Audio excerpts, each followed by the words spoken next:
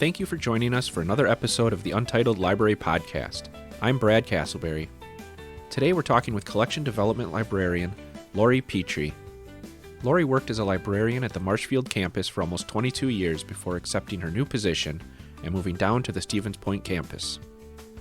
In today's episode, we discuss Laurie's love of reading, her path to librarianship, and a few of her hobbies.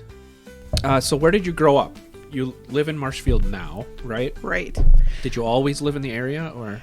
No, I've actually lived in a few places in Wisconsin, but hometown is Footville, Wisconsin, which most people have never heard of. I've never heard of, no.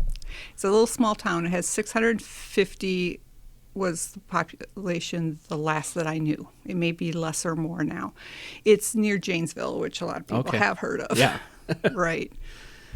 It's about 11, 12 miles from Janesville. What do they have in the town? They have a high school? They have a grade school? They have a grocery store? Grade school. They did have a grocery store. I don't think they have one currently. They have gas stations and stuff like that. The high school is actually in a town called Orfordville, which is about 6 miles away. And then it pulls in from 3 different areas for that high school. And that's where you went to high school? That's where I went to high school, yeah. Did they have a library in the town? There's a library in Orfordville. There is not in Footville. Okay. Did you frequent the one in, what is it? Orfordville. Orfordville. I did not. My dad was the only driver in the family. Mm-hmm. And my dad worked for General Motors. So it's like, he was gone early in the morning and came home late at night. So we really didn't get a chance to do that. But my parents were big readers, and they would buy books and bring books home. And I exhausted my elementary school library by the time I was in 3rd grade. Oh, really? So I actually got to start shelving books in 3rd grade with the librarian, and she would hold any new books coming in specifically for me. So you could have first crack at them? So I could have first crack at them. That's cool. So your dad worked at General Motors in Janesville? Yes. What did he do there? He did a lot of jobs, but the last one he had was a relief man, which is he had to learn like 7 jobs in the area, and he would fill in when somebody needed breaks. So he worked the assembly lines then? Okay. Mm-hmm. Yep. What did your mom do? She did a little bit of everything. She was the custodian at the elementary school for part of her career. She worked for Libby. What's that? Libby's canning. Oh, really? Vegetable the canning. Fruits? Yeah. Yeah, she would do the seasonal with that sometimes. Otherwise, all different sorts of things. Just whatever she could do around having 4 kids. So where do you fall in the lineup? I am the second oldest. Okay. Only girl. Oh, really? Yes. So when you were younger, you must have played together and... Oh, yeah. A little bit, at least? Or did the boys kind of do their thing? Oh, no. I was one of the only girls that was allowed to do a lot of stuff. When I was growing up, girls couldn't play baseball, but my dad was a Little League coach. And I never got to play Little League with him, but whenever the boys played at school, they let me play because they knew I could play. Yeah. What was your favorite position to play? Well, when I played softball, I was a fast pitch pitcher. Oh, you were? Yes. Okay, well, let's talk about, we'll get to that. First, I want to talk about, I always like to know when you got into libraries or if they were important to your life. Obviously, they were, since you read through your whole library by 3rd grade, and you were helping the librarian a little bit. Mm-hmm. So I'm guessing it was a constant presence in your life. Yes. Is that... Yes. Okay. I sought out reading material constantly, and as soon as I could, in any way, shape, or form, exchange books with people in town because we didn't have a library. Mm-hmm. So we would do that because a lot of us were in the same boat where, parents worked or whatever, and we just didn't have the ability to go get things. So we would just share books around. Did you have a favorite type of book growing up? Actually, I started out as a kid really being interested in biographies. Oh. I wanted to read about other people's lives and what kind of lives they were living, and kind of serendipitously putting myself in those situations and what would I do.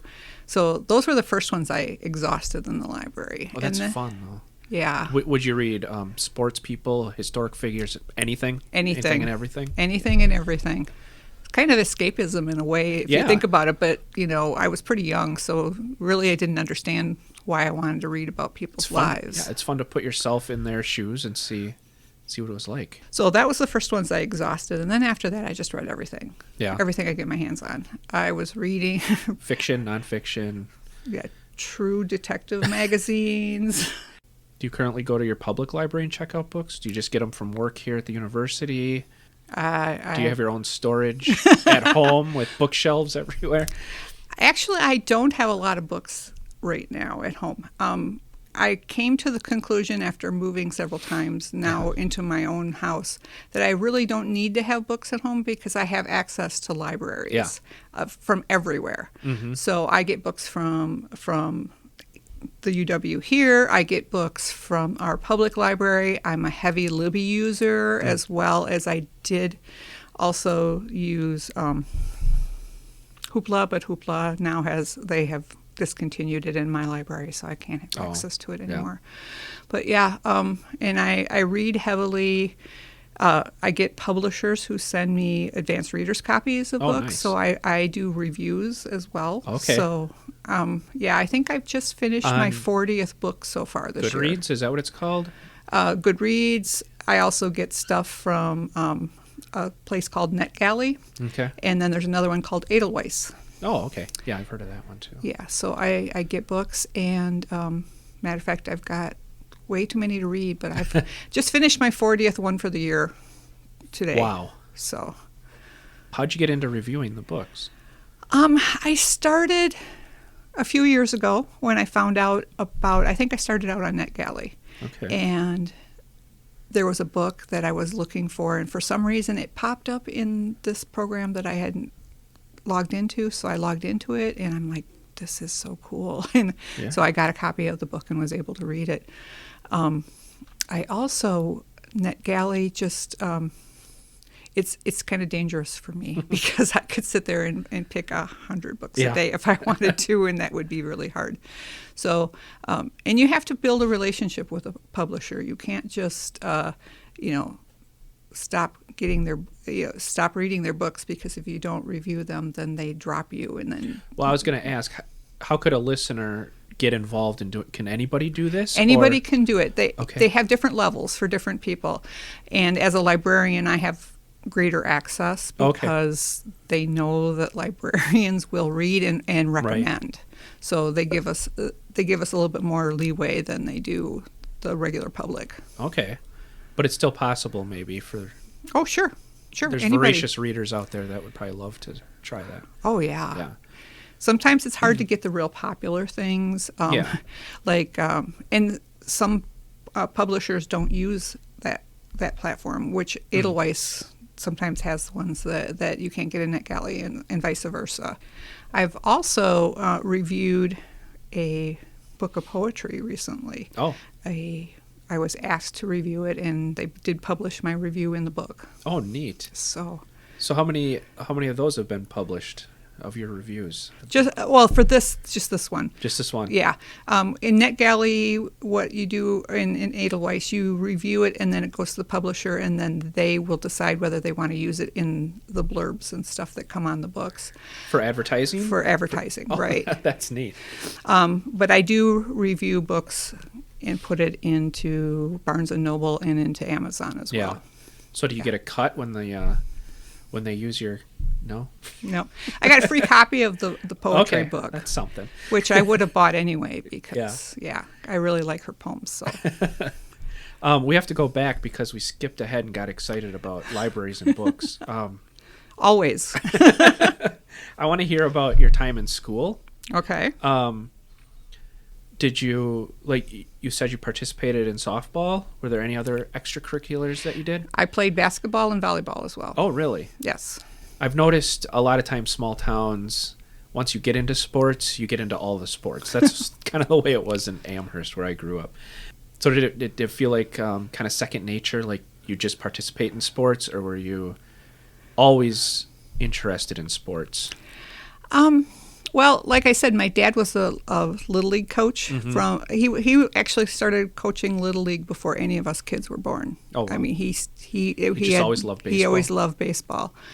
And so he kind of encouraged us in a way, but also, like I said, the way his job was, it wasn't always feasible for us. So if you get a ride from somebody, so you always had to make sure that you had a friend or somebody that could help with rides. I mean, obviously, it's a whole lot different story nowadays. Right. But yeah, I think I like softball the best. Did you? Yeah. Okay.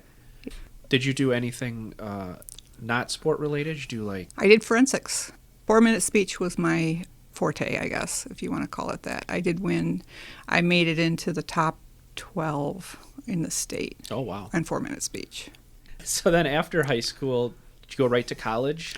I did for a year, and then I took some time off and raised a family, and then came back to college. So where did you go to college the first time around? The first year I went to Madison, and then when I came back, I went to UW Rock County. It was at the time. Now it's part of Whitewater. And I went from there straight to Whitewater, which I got my degrees. I have a dual degree in from Whitewater in my bachelor's, and then I went straight to my master's program. Okay. And were you a star pitcher on the Whitewater softball team? No. Oh. By that time, I was not in shape to do that. I thought maybe you got a free ride on a scholarship, or that would have been nice. I did get a scholarship, but Did no, you? Not for sports. Not for sports. And then you went from Whitewater right to Madison for your master's. Yes. In library and information science. Yes. I'm guessing. Yes. And then from there, where did you go? Did you end up in Marshfield right away, or?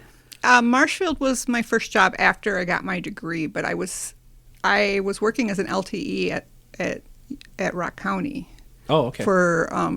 Actually, I worked at Rock County for about 5 years. In their library? In the library, Yeah. right. Up until I came to Marshfield in October of 2002. Okay, so what were your kind of jobs in Rock County? Were they like more helper, checking out books, shelving? Or? Checked out books, ordered books, processed everything. Okay. Jack of all trades, basically. Was it a smaller library? It was actually pretty big. Was it? Yeah, it was a good-sized library, and I was actually on student government there. Oh. And I helped plan the new library that they built after I left, of course. Oh, really? Yes, I was on the planning stages. You didn't get to be there when the new one... No, Did you go back for the dedication or anything? I did not. I was busy with life. Yeah. You get busy in things and you don't go back, but... Right. Well, that's cool. At least you had a hand in it, right? Right. And then you went to Marshfield. Did you do instruction right away when you were hired? Yes. So your job there, were you kind of the head of the librry? No. Okay. No. I had a director at the time. Okay, so how many people were in the library? Just the two of us. Okay. After Marshfield, you got a new position within the library. My new job is collection development librarian.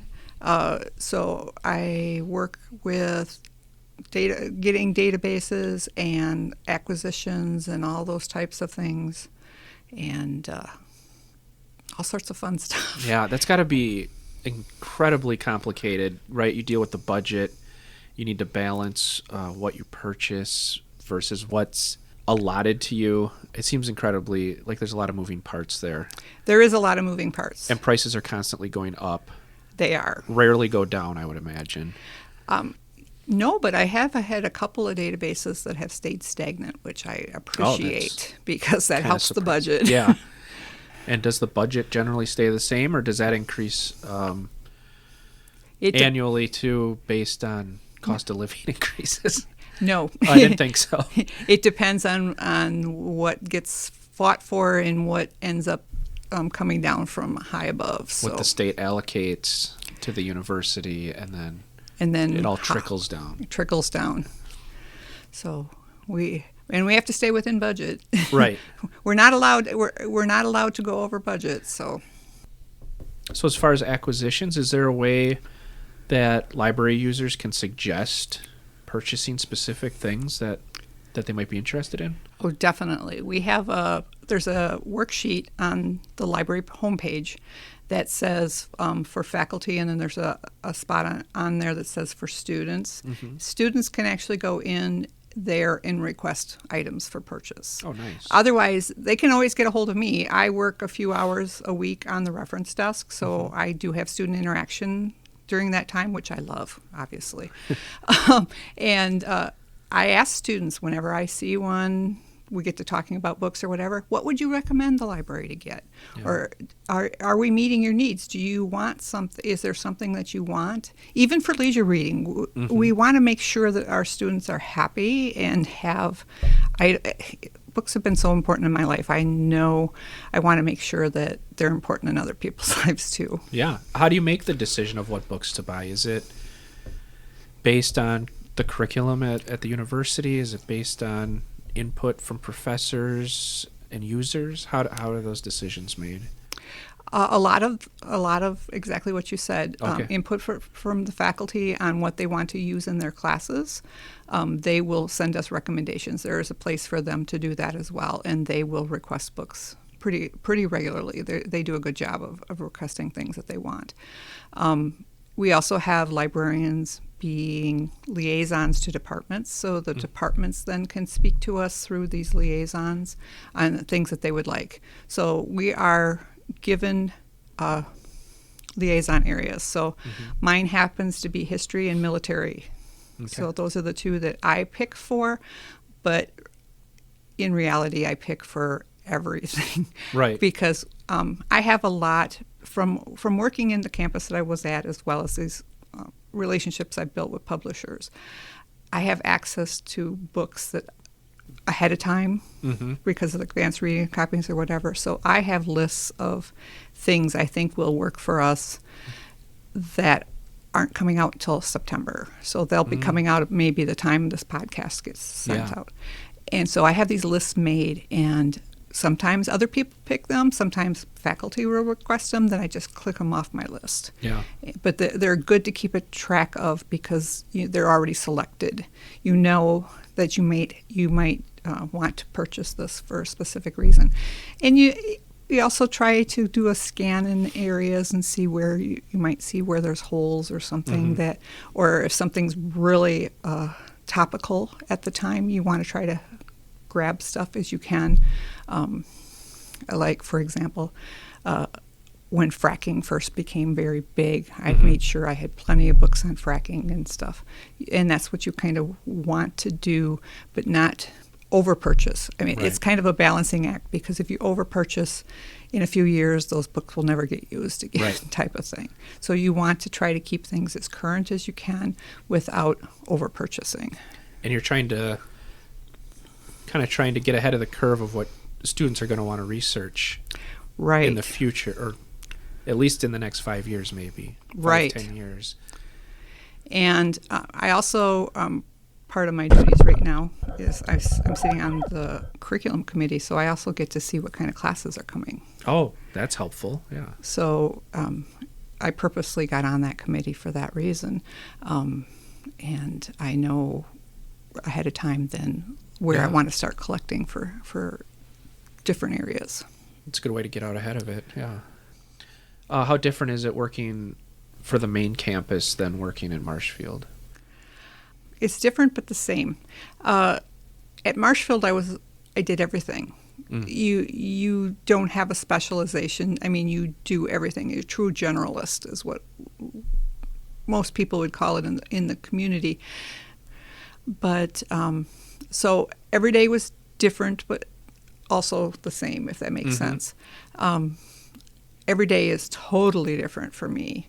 And I also am traveling between main campus and the off-site. And last semester I was also traveling to Marshfield.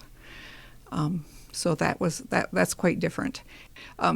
I do semi-miss cataloging. Really? I was having you fun don't hear with that very often. Well, there was a lot of fun in cataloging, and I only got to do it for a little while. Yeah. So, and it's something that I was always interested in. And although I'm a trained indexer, that was more of my emphasis in library school, was indexing, which was a lot of fun. They don't have a lot of call for those Not anymore. anymore. Not many people do that type of thing.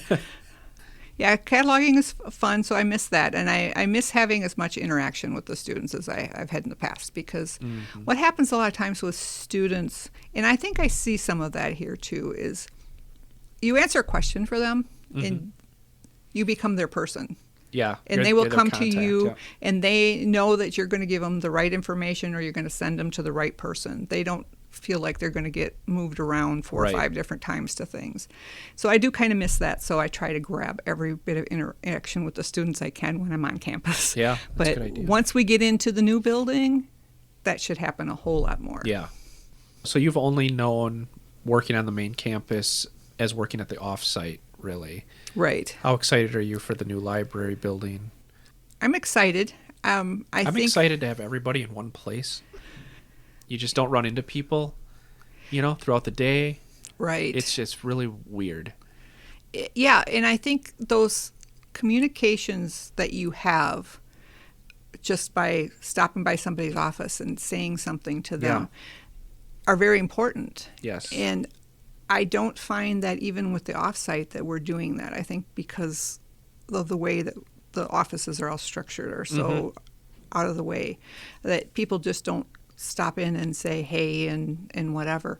And many times that'll start a conversation. Carrie from the circulation, and I had a conversation today in the reference room just because she happened in and asked me a question, and then we had a half an hour conversation about important things. Right. How did you end up choosing libraries for a career? Did you always know, since you love books so much, that you were going to go into librarianship? No, actually, I have this kind of history of fighting myself. And one of the things is when I went back to school, I took a class in social psychology, and that drew me to social work and psychology. So that was what my dual majors are in. Oh, okay. And I thought my program in Whitewater was strong enough that I could do a master's program in a year at Madison for social work, and that was kind of my thought. But then life changed again, and I was able to get into the library school as a special student for a semester, and decided that I was going to continue with library school, and was accepted halfway through the cohort, halfway through the spring. In the spring semester, they accepted me, which is something they didn't normally do. Oh, instead of fall? Instead of starting in fall, I started in spring because I'd already taken a class in fall, and they accepted me. I was really shocked and surprised because they didn't normally do that, but they must have wanted you. They saw the potential. I think they did. Yeah. Well, and I think it had a little bit to do with the director I was working with, because she was well known in the library community too. So I think there might have been a little bit of strongness there, but they really liked my essay, I guess, too. Yeah. So, and interestingly enough, a few years ago, I was able to walk back into the life of the librarian that I worked with when I was in third grade, and told her I was a librarian, and she says, "I'm not surprised." Yeah. She knew. It's just I fought myself. Yeah. We do that sometimes to ourselves. Try don't different we? avenues, maybe, see if they'll work, and then go back to what you were meant to be. Yeah, sometimes you don't recognize stuff for yourself, and other people can recognize it for you. Yep. So you're also very active in the community. What kind of organizations do you volunteer with or have volunteered with? I am a past board member of Habitat for Humanity. I helped build houses and worked in processing and doing a bunch of things there. Also, I was the person who put together the newsletters and all those types of things, and the community letter that went out for support every year. So that type of stuff. I've done various things for other organizations, nothing as direct, I guess, as you could say, for that. I also, right now, I am working on the committee for the Marshfield Cultural Fair. We're only a couple weeks out. On February 22nd from 10 until 3, we will have our cultural fair. And where's that held? It's actually on our campus. Okay. And we are working in conjunction with where a co-sponsor of it is the Marshfield Clinic. And actually, Chancellor Gibson is going to give an address about 2:30 that day. So he'll be there for a few minutes. And then our ending of our program, as it was last year, is Bollywood dance, and everyone gets to be a part of it. Oh, man. There's no way you'd get me to... People say that, but you would be surprised. Once you start to feel the music, you can't... You can't. And can't avoid it. I actually filmed some of it last year because I wasn't sure that the current campus executive would do it. He said he was going to do it, but you just don't know. And when him and Bob from Marshfield Clinic got out there and started dancing, I had to take a video of it. So I think we've got, I think I saw 22 exhibitors, and we've got 6 different food vendors from. I was going to ask about the food, because that's probably a really good draw, I would imagine. Right. Get some variety from around the world. Yes, we have Jamaica Kitchen, I think it is, coming in. They come in every year. They're not local, but they've been local to the area for a long time, so they come in. Have a presence there. They have a presence there, and then we have 5 other vendors, but I didn't get a chance to see who had been confirmed yet. Plus, we have at Marshfield, there's a new kitchen just started this week. They just opened up. Oh. That's going to be there, and they do interesting type of food. One of the things that they make is like a fruit pancake. So you get a pancake looking like a taco. Oh. And then you have sauces and stuff you can put it in, and then dipping into the syrup and things like that. And it's really cheap. It's like $5.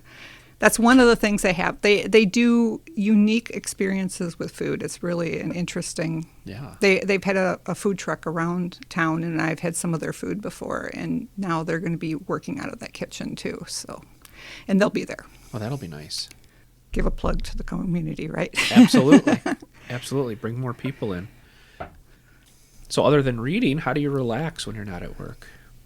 Gardening, maybe? Gardening is one thing, yes. It's big for me. I like to know where my food's coming from. Mm-hmm. So you have a big garden. This is I have a good-sized garden. Do you can? And I do not. Okay. I usually freeze everything that I don't use fresh. I try to use as much fresh as possible. Mm-hmm. I also have black raspberries, and I have grapes and strawberries, and I have an apple tree. Oh, nice. So I'm actually trying to figure out what other fruit I want to put out, but I'm working on it. I'm trying actually to work on my yard and my garden in ways to make it one of those protected nature areas. Oh, yeah. So send it back to being a prairie if I can. So then I don't have to mow it on top of everything else. But what are those called? The native grasses, or?